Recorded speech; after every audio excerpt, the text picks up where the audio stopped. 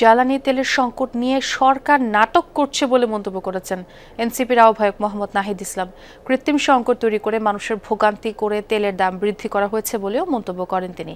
দুপুরে রাজধানীর বাংলা মোটরে দলটির কেন্দ্রীয় কার্যালয়ে এক সংবাদ সম্মেলনে এই কথা বলেন তিনি।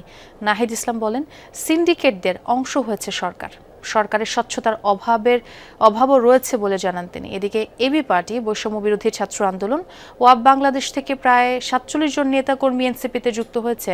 তাদের স্বাগত জানিয়ে নাহিদ বলেন, জুলাইয়ে যারা একত্রিত ছিল সাংগঠনিকভাবে নতুন বাংলাদেশ বিনির্মাণে ঐক্যবদ্ধ হচ্ছে তারা। তরুণদের শক্তিকে শক্তিশালী করা ছাড়া বাংলাদেশে এখন আর কোনো বিকল্প নেই বলেও মন্তব্য করেন তিনি। আরও জানান, ছাত্রলীগ, ছাত্রদল, শিবির কিংবা যে দলই করুক না কেন, যারা নতুন বাংলাদেশে বিশ্বাসী তারা সকলে এনসিপিতে যোগ দিতে পারবেন।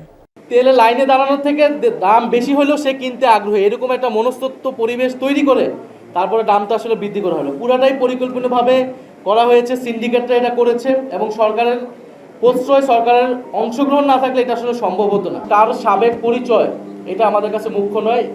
আজকে থেকে যখন কেউ এনসিপিতে আসবে, সে এনসিপির সংগঠক, এনসিপির নেতাকর্মী হিসেবে কাজ করবে।